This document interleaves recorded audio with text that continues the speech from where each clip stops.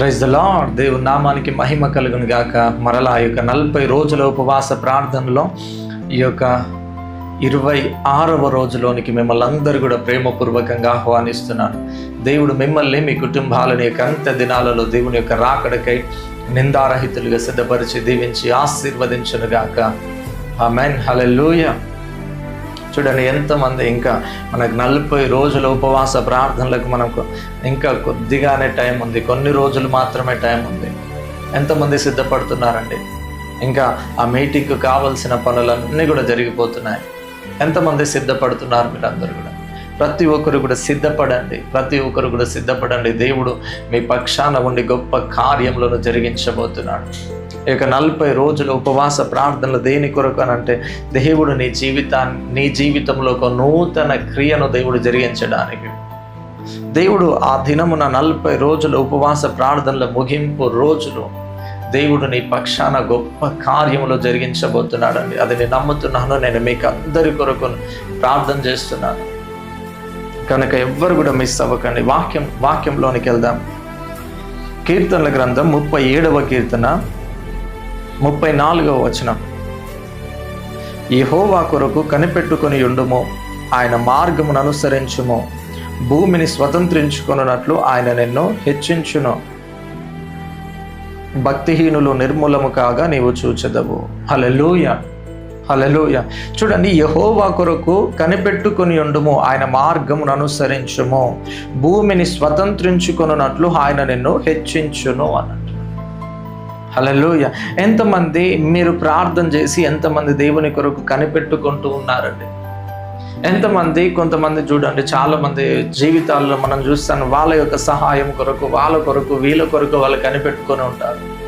మనుషుల కొరకు కనిపెట్టుకొని ఉంటారు, పరిస్థితుల కొరకు కనిపెట్టుకొని ఉంటారు. కానీ ఇక్కడ వాక్యంలో ఉంటుంది, దావీదు అంటున్నాడు, యెహోవా కొరకు కనిపెట్టుకొని ఉండుము, ఆయన మార్గమును అనుసరించుము, భూమిని స్వతంత్రించుకొనున్నట్లు ఆయన నిన్ను హెచ్చించును. హల్లెలూయా, హల్లెలూయా. ఎంత అద్భుతమైన మాట అండి కదా. చూడండి, నువ్వు ఈరోజు ఎవరి కొరకు కనిపెట్టుకొని ఉంటున్నావు? ఎవరి కొరకు కనిపెట్టుకుంటున్నావు? చూడండి, అబ్రహాము జీవితంలో కొదువ ఉంది. ఏందండి ఆ కొదువ? ఇస్సాకు. కుమారులు లేని పరిస్థితిలో, సంతానం లేని పరిస్థితిలో ఉన్నాడు అబ్రహాము. హల్లెలూయా, హల్లెలూయా. చూడండి, అబ్రహాము సంతానము లేని పరిస్థితిలో ఉన్నప్పుడు ఆ సంతానము కొరకు ఎవరి కొరకు కనిపెట్టుకుంటున్నాడండి? ఎవరిని చూసుకొని కనిపెడుతున్నాడు? ఎవరి కొరకు కనిపెడుతున్నాడు అని అంటే, దేవుడు. అబ్రహాము ఆ సంతానమును దేవుడు అనుగ్రహించాలని అబ్రహాము దేవుని కొరకు కనిపెడుతూ ఉన్నాడు. ఆయన సన్నిధిలో దేవుని యొక్క మార్గమును అనుసరిస్తూ దేవుని కొరకు కనిపెడుతున్నాడు. దేవుని కొరకు కనిపెడుతున్నప్పుడు దేవుడు అద్భుతమైన రీతిలో అబ్రహామును దేవుడు ఆశీర్వదించి ఇస్సాకును అనుగ్రహించినాడు కదండి. హల్లెలూయా, హల్లెలూయా. చూడండి, అదే విధంగా బైబిల్ గ్రంథంలో హన్నా గొడ్రాలుగా ఉంది.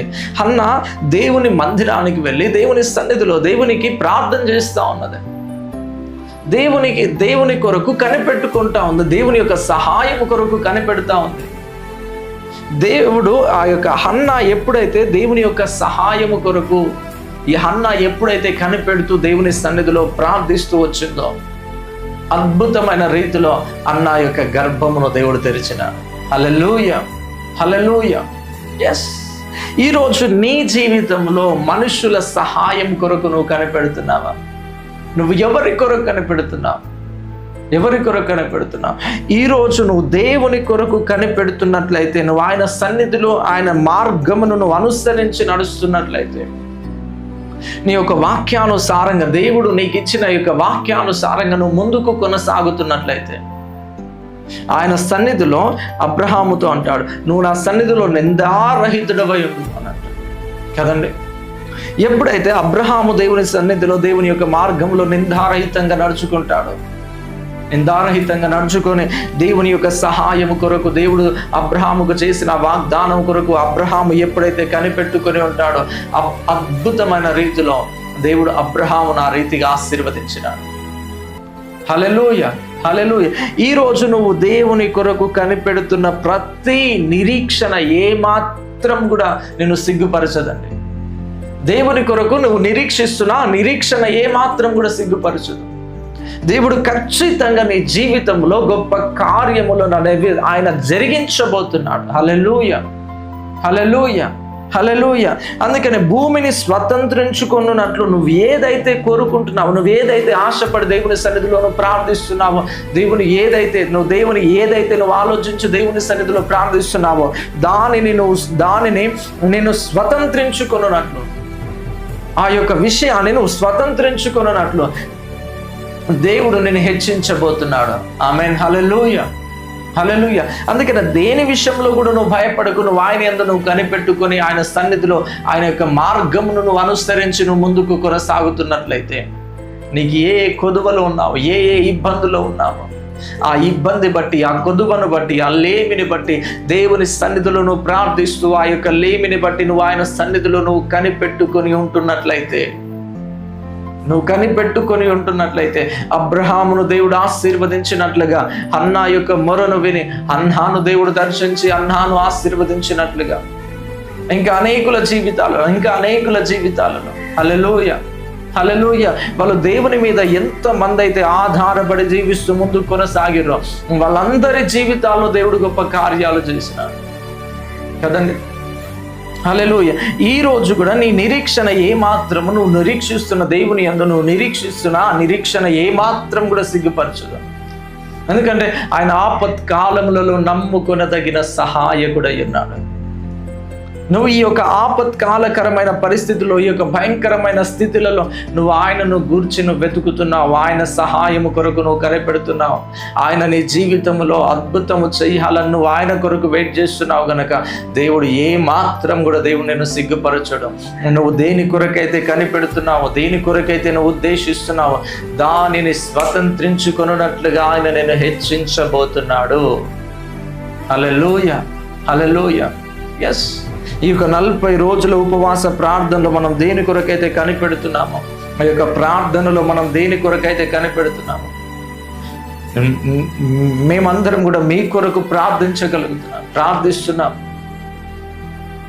ప్రతి విషయంలో ఈ యొక్క మన దేశం విషయమై కనిపెడుతున్నాం, మన రాష్ట్రం విషయమై కనిపెడుతున్నాం, మన నాయకుల విషయమై, మన అధికారుల విషయమై కనిపెడుతున్నాం.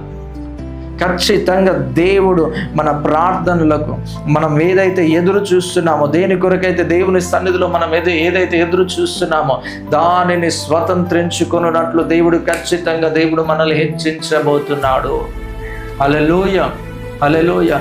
నీ కుటుంబంలో దేని కొరకైతే నువ్వు కనిపెట్టుకుంటున్నావో, దేవునిని బట్టి, దేవుని యొక్క సహాయం కొరకు దేనినైతే నీ కుటుంబంలో కనిపెడుతున్నావో దేవుడు ఖచ్చితంగా ఈ యొక్క 40 రోజుల ఉపవాస ప్రార్థనల ద్వారా దేవుడు దానిని నీకు అనుగ్రహించబోతున్నాడు. ఆ దానిని నువ్వు స్వతంత్రించుకున్నట్లు దేవుడు నేను హెచ్చించబోతున్నాడు. Don't worry my dear brothers and sisters.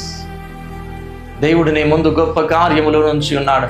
ఖచ్చితంగా దేవుడు నీ ముందు గొప్ప కార్యములను జరిగించబోతున్నాడు. హల్లెలూయా, హల్లెలూయా. అందుకనే ప్రార్థన చేసుకుందామా. పరిశుద్ధుడా, ప్రేమ కలిగిన తండ్రి, మహోన్నతుడా, మహాగణుడా, సర్వశక్తిమంతుడా, ఆయన అద్భుతమైన రీతిలో తండ్రి ఈ రోజు నాయన అనేకులతో నాయన మీరు మాట్లాడినందుకే నీకు వందనాలు.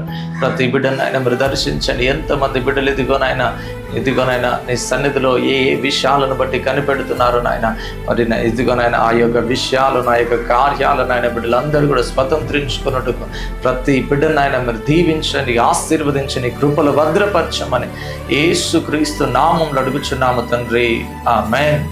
దేవుడి నామానికి మహిమ కలుగును గాక. దయచేసి ఇంకా పాస్టర్ విజేందర్ అనే యూట్యూబ్ ఛానల్ ఇంకా ఎవరైనా సబ్స్క్రైబ్ చేసుకోలేకపోయినట్లయితే ప్రతి ఒక్కరు కూడా సబ్స్క్రైబ్ చేసుకోనండి. 40 రోజుల ఉపవాస ప్రార్థనల ముగింపు సభలకి మీరు అందరూ కూడా సిద్ధపడండి. నెక్స్ట్ మంత్ ఇంకా కొన్ని రోజులు మాత్రమే టైం ఉంది కదండి. నెక్స్ట్ మంత్ 11, 12 ఆ యొక్క డేట్లలో ముగింపు సభలు 2 రోజులు ఉండబోతున్నాయి. ఇక్కడ రాయకోడికి కప్పాడికి మధ్యలో మెయిన్ రోడ్ పక్కకే ఆ యొక్క 2 రోజుల సభలు జరగబోతున్నాయి కనుక అడ్రస్ ఎవ్వరు కూడా మీరు కన్ఫ్యూజ్ అవ్వకండి. 5 గంటలకే ఆ సభలు ప్రారంభించబడబోతున్నాయి. మీరు అందరూ కూడా ఆ యొక్క 5 గంటల సమయాన్ని ఏమాత్రం కూడా వృధా చేయక 5 గంటలకే ఆ యొక్క మీటింగ్లో మీరు అందరూ కూడా పాల్గొనండి. అందరూ కూడా సిద్ధపడండి. మనమందరం రేపు కలుసుకుందాం. అంతవరకు సెలవు. Thank you. Praise the Lord. God bless you.